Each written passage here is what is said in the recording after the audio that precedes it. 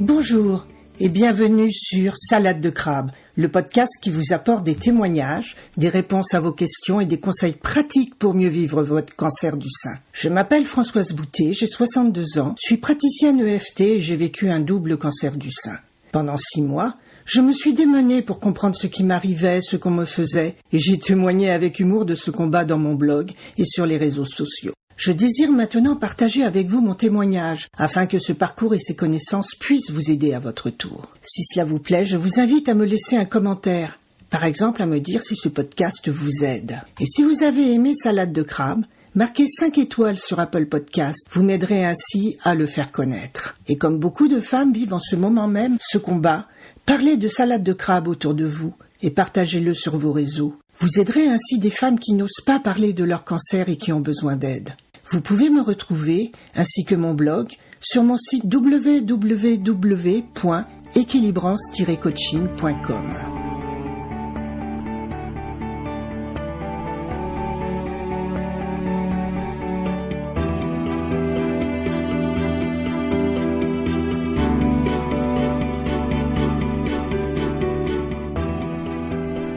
Aujourd'hui, je vais vous parler du choc de l'annonce et des jours qui ont suivi, du début de ce maelstrom dans lequel j'ai été emportée, et surtout des prises de conscience qui ont suivi.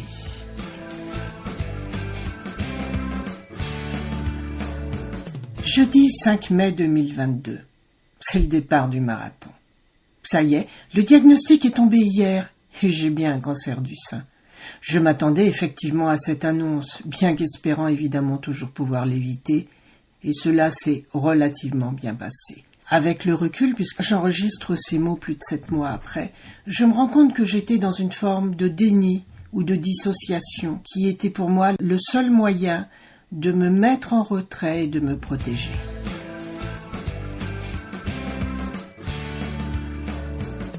Aujourd'hui, vendredi 6 mai 2022, je suis encore en surcharge nerveuse.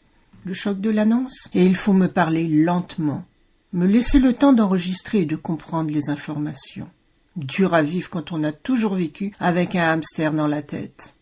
Depuis hier, j'ai la désagréable impression d'être continuellement shootée, de marcher au ralenti, d'avoir du brouillard ou du coton dans la tête qui m'empêche de réfléchir.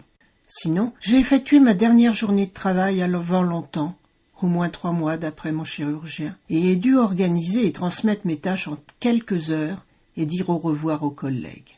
En retour, j'ai vu s'afficher sur leur visage choc, empathie, entendre leurs vœux de courage et de bon rétablissement, souvent accompagnés d'une gêne certaine. Cet après-midi, je vais voir mon médecin traitant et ce sera mon premier arrêt de travail d'1 mois. Le passage à l'état officiel de malade sera ainsi acté. Je me sens pourtant dans un état normal, ni gai ni triste, juste anesthésié. J'ai essayé de me plonger aujourd'hui dans le gros dossier fourni hier par la clinique, avec les premières ordonnances. Mais c'est dur. Je n'y arrive pas vraiment. Peut-être comme si le fait d'aller les chercher rendait réelle la situation et que je me réfugiais dans une forme de déni ou peut-être de procrastination. Bizarre. Par contre, je me rends compte de la chance énorme que j'ai d'avoir tant d'amis et de personnes qui me proposent de passer les voir, prendre un café ou un thé, parler, me promener avec elles, voire m'héberger pour un week-end de ressourcement. Je me sens entourée de tellement d'amour et d'empathie, et qu'est-ce que ça fait du bien. Et je ne parle pas évidemment de mon mari et compagnon de vie depuis plus de 43 ans, qui m'entoure de son amour et de sa prévenance, qui essaye de prévenir le moindre de mes besoins et qui prend toute la logistique en charge. Car c'est important la logistique.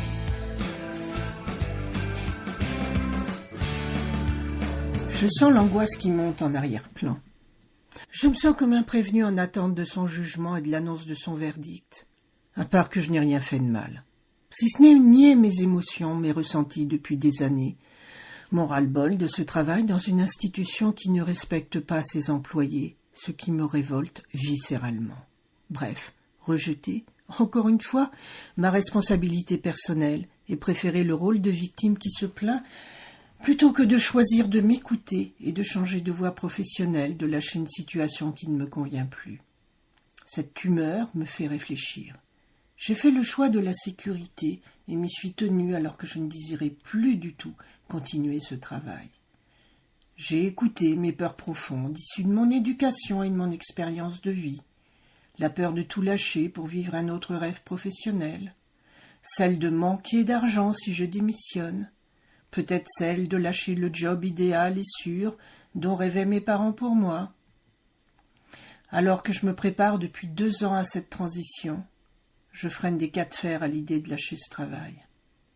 Alors, je remercie ce signal d'alerte qui me force à regarder en face mes croyances, mes peurs, à les affronter pour mieux les combattre et m'en libérer. Ce n'est pas confortable du tout.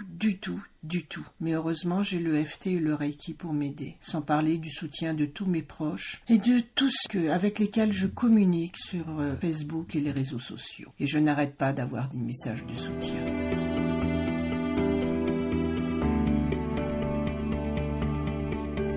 Dans le prochain épisode, je vous parlerai de la digestion de cette nouvelle, de mon adaptation, de ce que j'ai décidé de faire, de mettre en place, bref, de ma réaction. Alors, à la semaine prochaine!